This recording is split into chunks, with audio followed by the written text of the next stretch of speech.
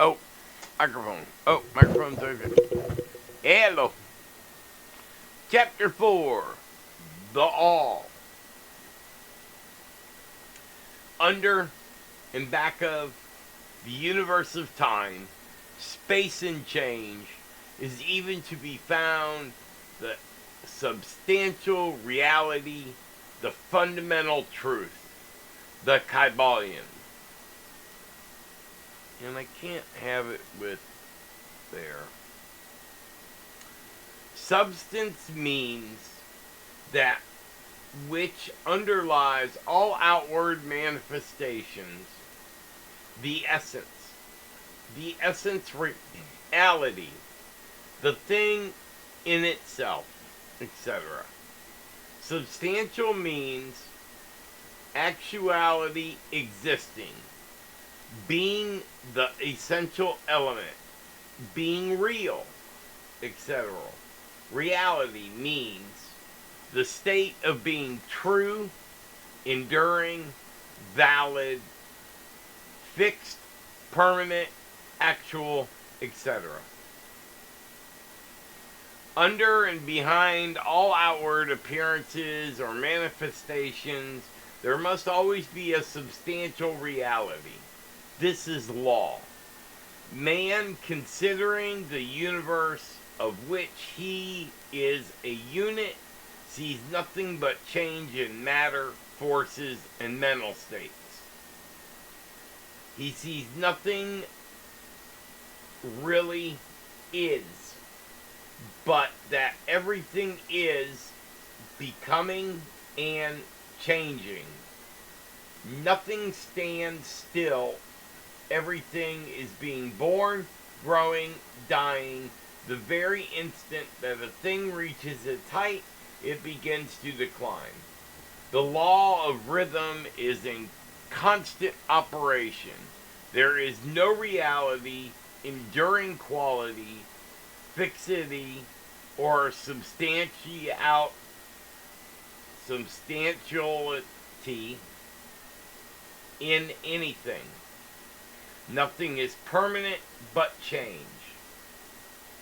He sees all things evolving from other things and resolving into other things, constant action and reaction, inflow and outflow, building up and tearing down, creation and destruction, birth, growth, and death. Nothing endures but change. And if he be thinking man, he realizes that all these changing things must be outward appearances or manifestations of some underlying power, substantial reality. My favorite part of this is nothing endures but change. Change is the only thing in our reality that is. Everything else is flowing. And I know it because I'm 56 years old and I am feeling the decline already. I hit my peak at around 40 and I've been declining ever since.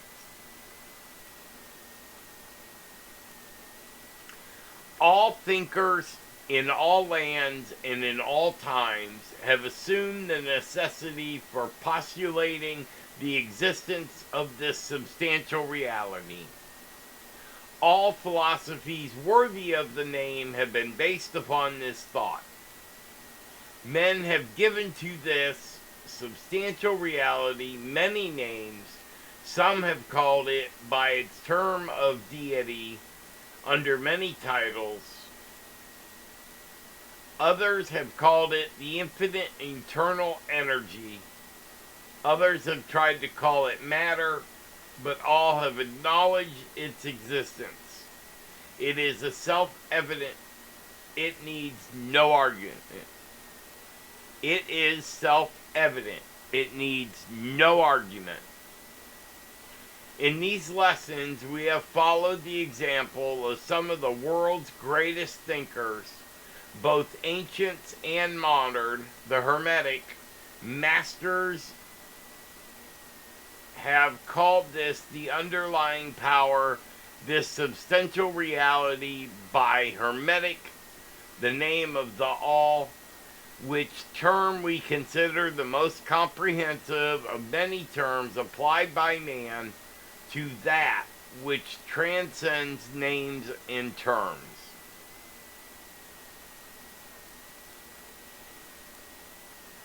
We accept and teach the view of the great Hermetic thinkers of all times, as well as those who eliminated souls,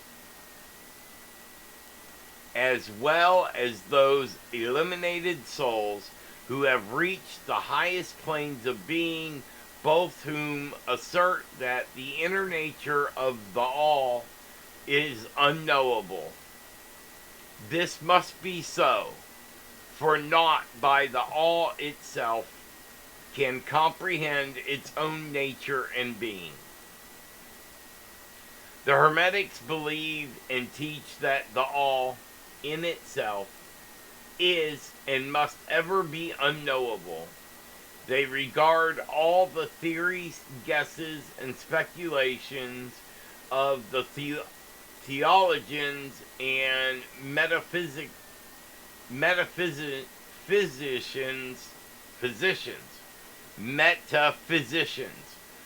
regarding the inner nature of the all as but the childish efforts of the mortal minds to grasp the secret of the infinite. Such efforts have always failed and will always fail from the very nature of the task. One pursuing such inquiries travels around and around in the labyrinth of thought until he is lost to all sane reasoning, action, or conduct, and is utterly unfitted for the work of life. He is like the squirrel which frantically runs around and around, circling the treadmill of life of his cage, traveling ever, yet reaching nowhere. At the end of a prisoner still, and standing just where he started. And still more presumptuous are those who attempt to ascribe to the all the personality, qualities, properties, characteristics, and attributes of themselves, ascribing to the all the human emotions, feelings, and characteristics, even down to the pettiest qualities of mankind, such as jealousy, susceptibility to flattery and praise, desire for offerings and worship, and all other survivals from the days of the childhood of the race. Such ideas are not worthy of grown men and women and are rapidly being discarded. At this point, it may be proper for me to state that we make a distinction between religion and theology, between philosophy and metaphysics. Religion to us means an institutional realization of the existence of the all and one's relationship to it, while theology means the attempts of men to ascribe personality, qualities, characteristics to it, their theories regarding its affairs, will, desires, plans, and designs, and their assumption of the office of middleman between the all and the people. Philosophy to us means the inquiry after the knowledge of things knowable and thinkable, while metaphysics means the attempt to carry the inquiry over and beyond the boundaries and into the regions unknowable and unthinkable, and with the same tendencies as that of theology. And consequently, both religion and philosophy mean to us having roots in reality, while theology and metaphysics seem like broken reeds rooted in the quicksands of ignorance and affording not but the most insecure support for the mind or soul of man. We do not insist upon our students accepting these definitions. We mention them merely to show our position. And at any rate, you shall hear the very little about theology and metaphysics in these lessons.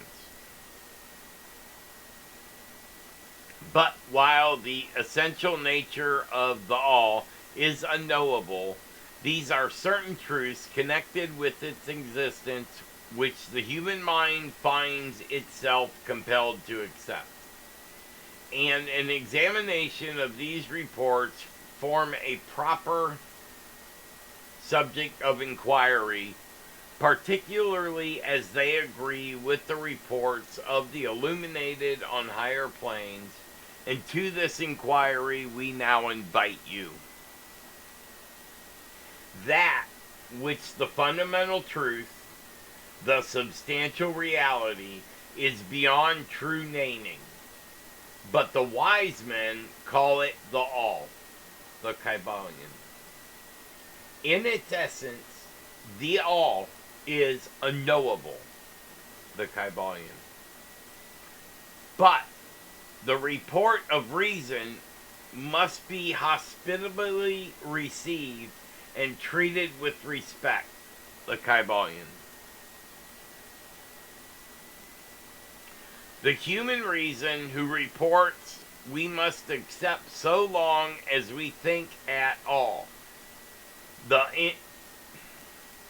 Informs us as following regarding the all, and without attempting to remove the veil of the unknowable. Number one, the all must be all that reality is.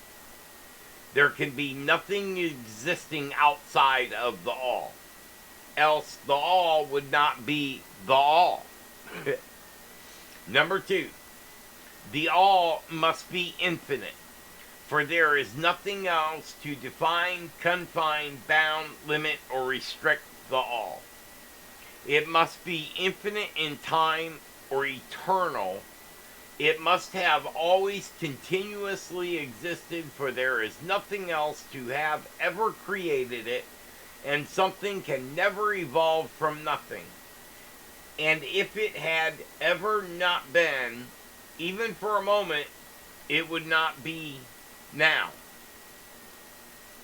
It must continually exist forever, for there is nothing to destroy it, and it can never not be, even for a moment, because something can never become nothing.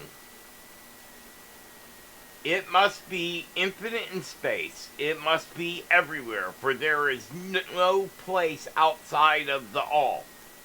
It cannot be otherwise than continuous in space without break, cessation, separation, or interruption. For there is nothing to break, separate, interrupt its continuity,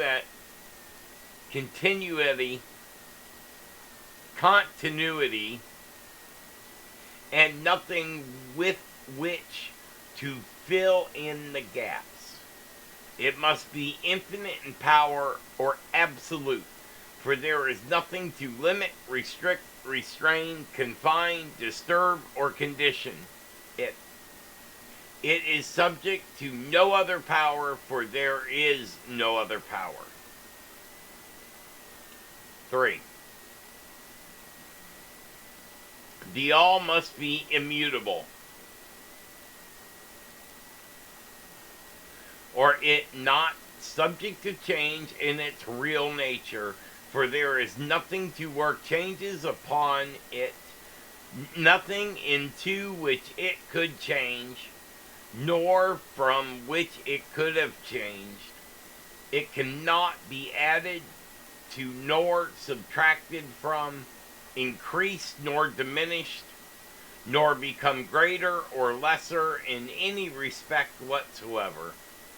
It must always have been, it must always remain. Just know it is now the all. There has never been, is not now, and it never will be anything else in which it can change. The all being infinite, absolute, eternal, and unchangeable, it must follow that anything finite, changeable, fleeting, conditioned, cannot be the all. And there is nothing outside of the all. In reality, then any and all such infinite, finite things must be as nothing in reality. I'll read that again.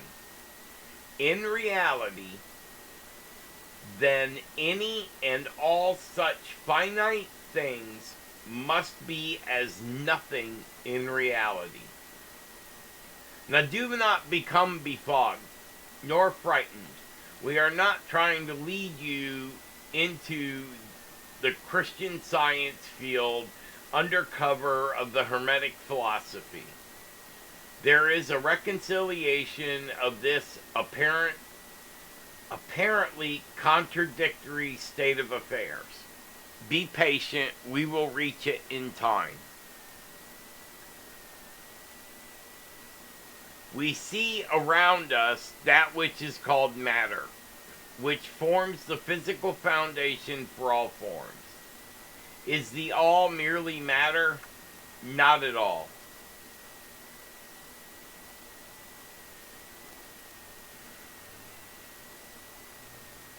Matter cannot manifest life or mind. And as life or mind are manifested in the universe, the all cannot be matter. For nothing rises higher than its own source, and nothing is ever manifested in an effort that is not in the cause. Nothing is evolved as a consequent that is not involved as an antecedent. And then modern science informs us that there is really no such thing as matter. That what we call matter is merely interrupted energy or force.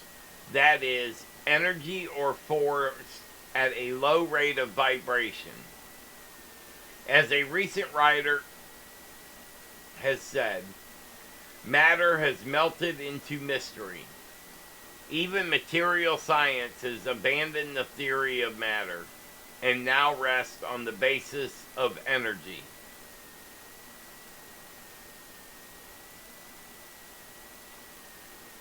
Then this, the all, mere energy or force, not energy or force as the materialists use the terms. For their energy and force are blind, mechanical things, devoid of life or mind. Life and mind can never evolve from blind energy or force, for the reason given a moment ago. Nothing can rise higher than its source. Nothing is evolved unless it is involved. Nothing manifests in the effect unless it is in the cause. And so, the all cannot be mere energy or force. For if it were, then there would be no such thing as life and mind in existence. And we know better than that. For we are alive and using mind to consider this very question. And so those who claim that energy or force is everything, for we are alive using mind to consider this very question, and so are those who claim that energy or force is everything. What is there than What is there then higher than matter or energy that we know to be existent in the universe? Life and mind. Life and mind in all their varying degrees of unfoldment. Then you ask, do you mean to tell us that the all is life and mind? Yes and no. This is our answer. If you mean that life and mind as we poor, petty mortals know them, we say no. The all is not that.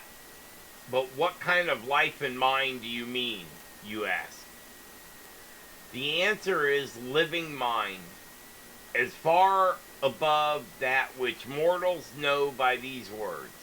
As life and mind are higher than mechanical forces or matter, infinite living mind as compared to finite life and mind, we mean that illuminated souls mean what they reverently pronounce the world spirit. The all is infinite living mind. The illuminated call it spirit.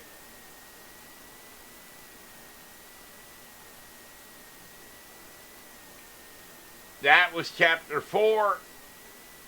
Next, chapter 5, the mental universe. Man, this is getting deep, huh?